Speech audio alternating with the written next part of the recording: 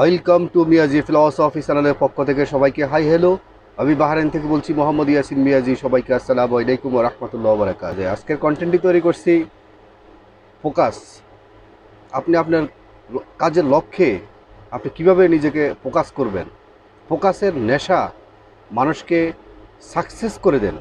লক্ষ্যের উপরে যাদের ফোকাস থাকে না, নেশা থাকে না, তারা জীবনে কখনো সাকসেস হতে পারে না। আজকে আপনাদেরকে আমি ছোট্ট একটি ছেলের গল্প দিয়ে আমি ভিডিওটি শুরু করব। আপনারা আশা করি আপনাদের জীবনের গল্পটি মিলিয়ে নেবেন এবং আপনারা কেন অসফল হয়েছেন, কেন আজকে সাকসেস হননি, কেন ব্যর্থ হয়েছেন, তখন আপনি বুঝতে পারবেন। একটি ছেলে, তার বয়স হলো 10 থেকে 12 বছর বয়স। ছেলেটির নাম হলো বিষ্ণু।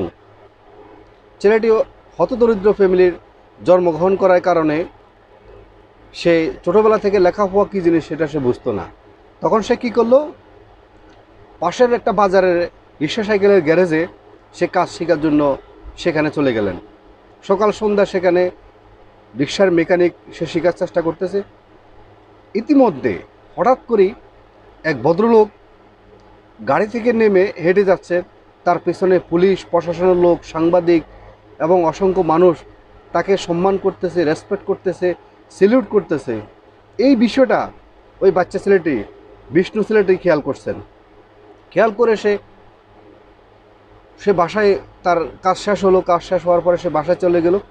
চলে যাওয়ার পরে সে রাত্রে শুয়ে শুয়ে চিন্তা করতেছে যে আমি মানুষের কাজ করি, আমি মানুষের কাজ আমি সম্পূর্ণ করে দিই। আমি বাচ্চা মানুষ, ছোট মানুষ, তারপরেও মানুষ আমাকে কেন বকাঝকা করে এবং আমার সাথে খারাপ ব্যবহার করে, অনেক সময় আমাকে গালিগালাজ করে কথা বলে, এটা কেন হয়? আর ওই ভদ্রলোক, উনি গাড়ি করে আসলেন, উনি আবার গাড়ি করে চলে গেলেন। অল্প সময়ের মধ্যে ওনাকে যেভাবে পুলিশ প্রোটেকশন দিল এবং সাংবাদিক এবং তাকে আপামর জনতা যেভাবে তাকে রেসপেক্ট করলো, সম্মান করলো, এটার কারণটা কি?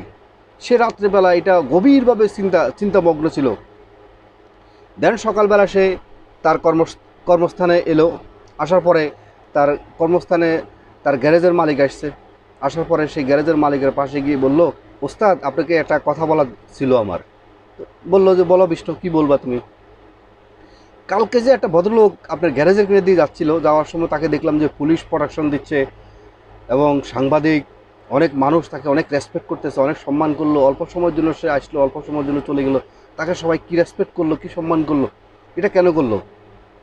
তখন ওই গ্যারেজের মালিক ওই বাচ্চাটাকে বললো, দেখো, তুমি তুমি বাচ্চা মানুষ, হ্যাঁ, তুমি গরিব মানুষ, তুমি এত বিষয়ে জানি তোমার কোনো লাভ নাই।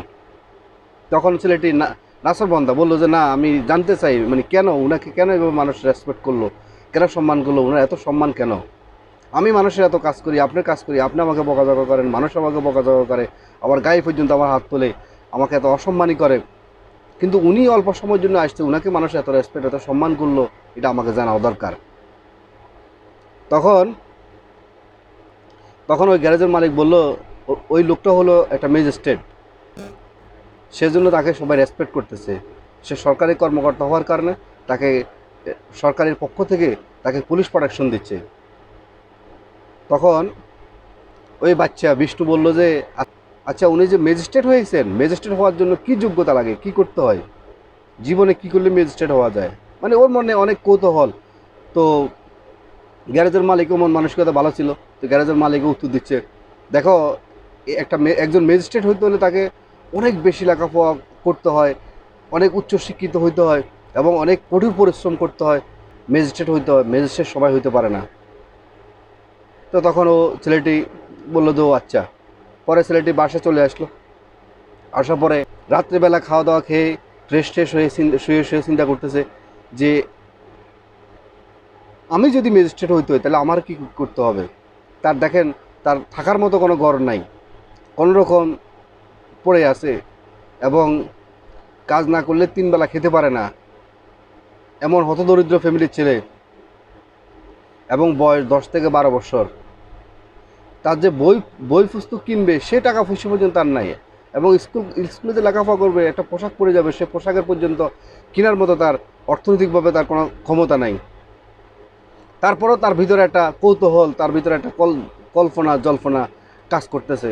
তখন সে কী করলো, পরের দিন থেকে সে ওখানে যে গ্যারেজে, রিক্সার গ্যারেজে যে কাজ করতো, ওখান থেকে যে সে মাইনি পাইতো, ওই টাকাটা সে জমাইয়ে প্রায় 2-3 মাস টাকাটা জমাইছে। টাকা জমানোর পরে তার 3 মাস পরে সে সিদ্ধান্ত নিল যে আমি একটা স্কুলে ভর্তি হবো। তখন সে একটা সরকারি প্রতিষ্ঠানে ভর্তি হয়েছেন। সে 10ম ক্লাস পর্যন্ত শেষ করলো। 10ম ক্লাস শেষ করার পরে তার বয়স তখন হয়ে গেছে প্রায় 22 বছর হয়ে গেছে। তারপর আসেন তার জীবনের লক্ষ্য, তার জীবনের স্বপ্ন শুরু হয়ে যাচ্ছে। একজন বিসিএস ক্যাডার কমপ্লিট করার পরে রেজিস্ট্রেট হতে পারবো। তার এই স্বপ্ন নিয়ে সে অনাবরতে লেখাপড়া শুরু করছেন। অনেক গ্যারেজে সে রাত্রিবেলা কাজ করতো, দিনের বেলা সে স্কুলে যাইতো, স্কুলে লেখাপড়া করতো এবং রাত্রেবেলা গ্যারেজ থেকে আসার পরে সে পড়াশোনা করতো। মানে সে 2 থেকে 3 ঘন্টা 5 ঘন্টা সে ঘুমাইতো। এভাবে তার জীবনে অধ্যবসায় সে শুরু করছেন। তারপরে আসেন বিসিএস ক্যাডার হওয়ার জন্য তার জীবনে আর একটা বছর প্রয়োজন আছে সামনে। 1 বছর সে চিন্তা করলো যে আমাকে 1 বছরে আমার জীবনে আমি যে আজকে গত 15 বছর আমার জীবন থেকে শেষ করে ফেলছি একজন ম্যাজিস্ট্রেট হওয়ার জন্য। আমার যে স্বপ্ন, আমার যে লক্ষ্য, সে লক্ষ্য পৌঁছানোর জন্য আমাকে 1 বছর আরও বেশি পরিশ্রম করতে হবে, আরও বেশি মনোযোগ সহকারে, আরও বেশি আমাকে ফোকাস করতে হবে। এই উদ্দেশ্যে সে কী করলো, বাড়ির থেকে সে বেরিয়ে গিয়ে সে যে কলেজে লেখাপড়া করে ওই কলেজের পাশে একটা আপনার মেস ভাড়া নিছেন। সে ওই মেসে থেকে সে লেখাপড়া শুরু করছে। তার ফোকাস শুধু লেখাপড়া। সে কী করলো, ওই কাজটা পর্যন্ত ছেড়ে দিয়েছে। খাওয়া সে না পারতে 3 বেলার খাওয়া 2 বেলা নিয়ে আসতে, 2 বেলার খাওয়া এখন সে 1 বেলা খায়। কারণ 3 বেলা খেতে গেলে, 2 বেলা খেতে গেলে তার অনেক পয়সার প্রয়োজন আছে। এত পয়সা সে কোথা থেকে পাবে? ওই পয়সা দিয়ে সে কী করে, মেস ভাড়া দিচ্ছে। মানে তার লক্ষ্য একটাই, সেটা হলো সে ম্যাজিস্ট্রেট হবে, ডো আর ডাই, যে কোনো মূল্যে সে ম্যাজিস্ট্রেট হবে। 1 মাস পরে তার ফাইনাল পরীক্ষা, 1 মাসে তার লেখাপড়ার সম্পূর্ণ প্রস্তুতি ফাইনাল। এখন শুধু কন্টিনিউ রিভাইজ করবে। এমত অবস্থায় তার যে মেস ভাড়া, সে যেখানে ছিল ওই মেস ভাড়া দিতে পারতেছে না। তখন তাকে বাড়িওয়ালা কী করলো, বাড়িওয়ালা তাকে বের করে দিছে। বাড়িওয়ালা যখন বের করে দিল তখন সে পড়ে গেছে আরেক সমস্যা। সে এখন কি করবে? সে তার ফোকাস থেকে 1 চুলো সে নিচে মানে পিছে পড়ে না, সোজা চলে গেছে রাস্তার মধ্যে যে ল্যাম্প পোস্ট আছে, মানে সরকারি যে বাতিগুলো আছে, ল্যাম্প পোস্টের নিচে গিয়ে সে তার বই পুস্তক নিয়ে সে সেখানে লেখাপড়া শুরু করছেন। বড় লোক একটা বন্ধুর কাছে গেল, গিয়ে বললো যে বন্ধু এমনি এই অবস্থা, আমি ঘর ভাড়া দিতে পারিনি, সেই জন্য আমাকে বাড়িওয়ালা বের করে দিচ্ছে। এখন আমাকে একটু হেল্প কর, আমার আর 1 মাস আছে বাকি, আমার স্বপ্নের লক্ষ্যে আমাকে পৌঁছানোর জন্য আমাকে আর 1 মাস আছে, 1 মাস তুই আমাকে একটু হেল্প কর। এ কথা বলার পরে বন্ধু তাকে কি বললো, ওকে ঠিক আছে ফাইন, আমি তোকে হেল্প করবো। তখন বন্ধুর বাসা তাকে রাখলো। সেই বন্ধুর বাসা থেকে লেখাপড়া করা শুরু করলো। লেখাপড়া করতেছে, আর বাকি আছে আর 1 সপ্তাহ বাকি আছে। 1 সপ্তাহ পরে তার জীবনে ফাইনাল পরীক্ষা শুরু হবে এবং ফাইনাল পরীক্ষা দেওয়ার পরে তার জীবনে সে হয়তো বা ম্যাজিস্ট্রেট হয়ে যেতে পারবে। পরীক্ষা স্টার্ট হয়ে গেল, সে ভালোভাবে পরীক্ষা দিল, ছেলেটি পাস করলো, বিসিএস ক্যাডার হয়ে গেল। সে তো অনেক উৎসাহিত, অনেক আনন্দিত। সে তখন সরকারি একজন গ্যাজেটেড আপনার ম্যাজিস্ট্রেট হয়ে গেল। তার জীবনের স্বপ্ন সে সফল হলো। ওই গল্প থেকে আমরা যেটা বুঝতে পারলাম সেটা হলো, জীবনে যাদের জীবনে কোনো স্বপ্ন নাই তারা কখনো জীবনে মানুষ হতে পারে না।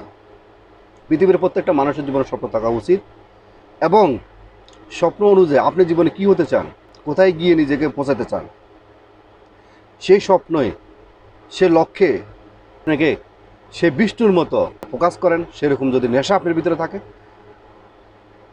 জীবনে হাজার কষ্ট আসবে, হাজার ব্যথা আসবে, হাজার সমস্যা আসবে, নানান রকম তুফান আসবে। সমস্ত ঝড় তুফানকে মোকাবেলা করে আপনি আপনার লক্ষ্যে যখন আপনি ফোকাস করবেন এবং ফোকাসের নেশা যদি আপনার ভিতরে থাকে, তাহলে আপনি জীবনে আপনি সফল হতে পারবেন।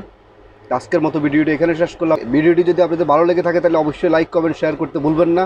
আজকে যারা নতুন করে ভিডিও দেখতেছেন, আশা করি মিয়াজি ফিলসফি চ্যানেলকে সাবস্ক্রাইব করে অল নোটিফিকেশন অন করে পাশে থাকবেন এবং যারা আগেই সাবস্ক্রাইব করছেন আপনাদেরকে অসংখ্য ধন্যবাদ। আবারও মিয়াজি ফিলসফি চ্যানেলের পক্ষ থেকে সবাইকে আসসালামু আলাইকুম ওয়া রাহমাতুল্লাহি ওয়া বারাকাতুহু।